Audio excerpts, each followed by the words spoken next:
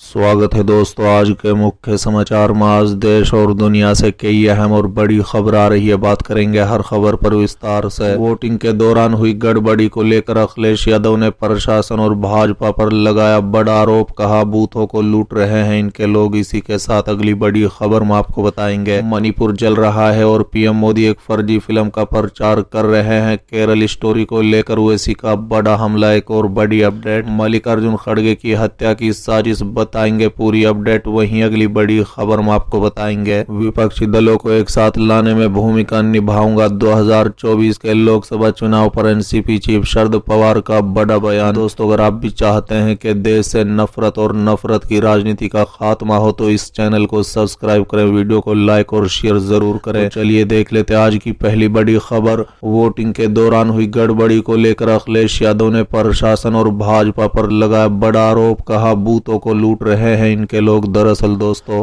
उत्तर प्रदेश के पूर्व मुख्यमंत्री और सपा मुखिया अखिलेश यादव ने यूपी निकाय चुनाव के प्रथम चरण के मतदान में मैनपुरी, सहारनपुर और फतेहपुर में बूथों पर गड़बड़ी की शिकायत की। बता दें कि उत्तर प्रदेश के पूर्व मुख्यमंत्री और सपा मुखिया अखिलेश यादव ने यूपी में निकाय चुनाव को लेकर कई जगह बूथों की गड़बड़ी को लेकर शिकायत की है। बता दें, और शिकायत में प्रशासन और भाजपा पर बड़ा आरोप लगाया है। अखिलेश यादव ने कहा है कि बूथों को भाजपा और प्रशासन के लोग लूट रहे हैं। समाजवादी पार्टी कई तरह के माध्यमों से प्रशासन और चुनाव आयोग से शिकायत कर रही है, लेकिन कोई कार्रवाई नहीं हो रही। ये कैसा लोकतंत्र है? लोग उनकी नाकामी पर वोट डालना चाहते हैं, लेकिन भाजपा के लोग वोट डालने नहीं दे रहे हैं। उन्होंने कहा है कि मैंने खुद मैनपुरी एसपी से बात की है, उनको भरोसा दिलाया गया है। बता दें कि मिली जानकारी के मुताबिक कन्नौज में आए मुख्यमंत्री केशव प्रसाद मौर्य पर चुटकी लेते हुए अखिलेश यादव ने कहा है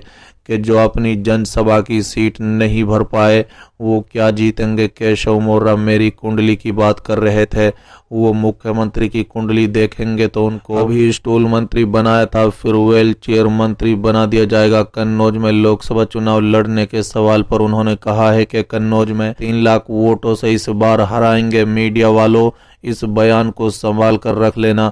निकाय चुनाव के दूसरे फेज में मतदान के दौरान कन्नौज में गड़बड़ी को लेकर कहा कि वो लखनऊ से 55 मिनट में कन्नौज पहुंचेंगे। चलिए अगली खबर। मणिपुर जल रहा है और पीएम मोदी एक फर्जी फिल्म का प्रचार कर रहे हैं। केरल स्टोरी को लेकर ओवैसी का बड़ा हमला। दरअसल दोस्तों, कर्नाटक में चुनाव प्रचार जैसे जैसे समाप्ति की ओर बढ़ रहा है, वैसे वैसे नेताओं के बीच जुबानी जंग तेज होती जा रही है। हर पार्टी के नेता अपने स्तर पर जनता को लुभाने के लिए तरह तरह की कोशिश कर रहे हैं, चाहे वो चुनाव को धार्मिक रंग देने का मसला हो या जातीय रंग देने का मामला हो। कर्नाटक चुनाव में बजरंग बली के बाद अब केरल स्टोरी फिल्म की एंट्री हो गई है। बता दें कि पीएम मोदी ने चुनाव में केरल स्टोरी पर टिप्पणी पर मुद्दे को गर्मा दिया है। अब इस मसले को लेकर एआईएमआईएम के अध्यक्ष असदुद्दीन ओवैसी ने मोदी पर जोरदार हमला बोला है।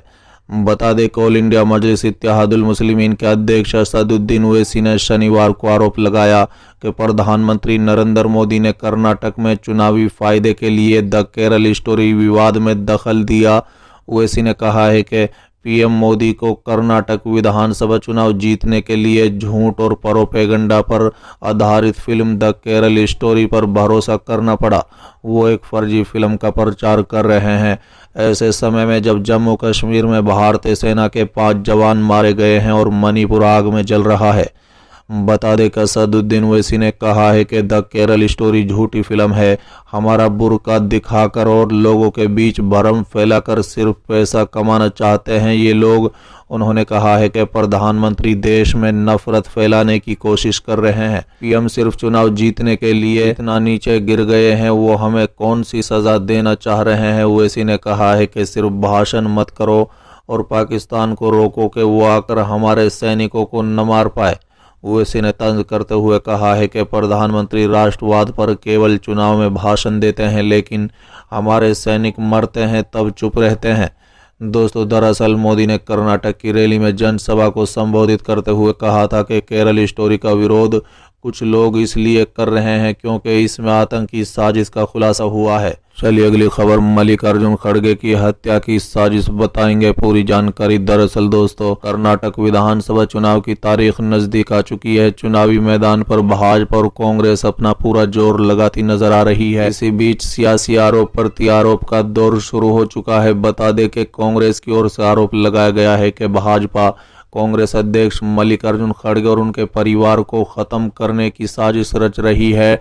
बेंगलुरु में एक प्रेस कॉन्फ्रेंस के दौरान कांग्रेस के कर्नाटक के प्रभारी रणदीप सिंह सुरजेवाला ने आरोप लगाया है। बता दें कि प्रधानमंत्री नरेंद्र मोदी ने शनिवार को बेंगलुरु में करीब 26 किलोमीटर लंबा रोड शो की शुरुआत कर दी है। इस दौरान उन्होंने लोगों को संबोधित करते हुए कहा है कि बजरंग बली की कृपा से लोगों ने पसंद किया है। कर्नाटक में 10 मई को विधानसभा चुनाव के लिए मतदान होना है और 13 मई को मतों की गिनती की जाएगी। प्रधानमंत्री नरेंद्र मोदी इस विधानसभा चुनाव में पार्टी की जीत दिलाने के लिए पिछले दिनों कर्नाटक के विभिन्न निर्वाचन क्षेत्रों में कई रैली और जनसभाओं को संबोधित कर चुके हैं। बता दें कि रांची के पूर्व डीसी छवि रंजन की मुश्किलें बढ़ती नजर आ रही हैं। चलिए अगली खबर, विपक्षी दलों को एक साथ लाने में भूमिका निभाऊंगा। 2024 के लोकसभा चुनाव पर एनसीपी चीफ शरद पवार का बड़ा बयान। दरअसल दोस्तों, राष्ट्रवादी कांग्रेस पार्टी का अध्यक्ष शरद पवार ने शनिवार को कहा है कि 2024 के लोकसभा चुनाव से पहले विपक्ष का एक साझा कार्यक्रम तैयार किया जाएगा। बता दें कि पवार ने पार्टी का पद छोड़ने का फैसला वापस लेने के एक दिन बाद पुणे जिले में अपने गृह नगर बारामती में कहा है कि वो विपक्षी दलों को एक साथ लाने में भूमिका निभाएंगे। उन्होंने संवाददाताओं से कहा है कि अगले 10 से 11 महीने में कई जगहों पर चुनाव होंगे। नीतीश कुमार, अरविंद केजरीवाल, चंद्रशेखर राव, ममता बनर्जी जैसे नेता विपक्ष को एकजुट करने की कोशिश कर रहे हैं। मैं एक साझा कार्यक्रम बनाकर विपक्ष को साथ लाने का काम कर रहा हूं। बता दें, न्यूज एजेंसी के मुताबिक एनसीपी के वरिष्ठ नेता और उनके भतीजा अजित पवार को लेकर चल रही चर्चाओं पर उन्होंने कहा है कि अजित पवार को लेकर भ्रम का माहौल बनाया जा रहा है। ऐसी चर्चा थी कि वो भाजपा में शामिल होंगे, लेकिन क्या कुछ हुआ। अजीत वो व्यक्ति हैं जो जमीन पर काम करना पसंद करते हैं और उनके बारे में अटकलों में कोई सच्चाई नहीं थी। बता दें कि 2024 के लोकसभा चुनाव से पहले विपक्षी एकता की प्रयासों पर सवालिया निशान लगाने वाले अध्यक्ष पद से इस्तीफे की आश्चर्यजनक घोषणा के 3 दिन बाद शुक्रवार को 82 वर्षीय नेता ने अपना फैसला वापस ले लिया। उन्होंने कहा है कि देश भर के विभिन्न राजनीतिक दलों के नेताओं ने उनसे एनसीपी अध्यक्ष बने रहने का अनुरोध किया।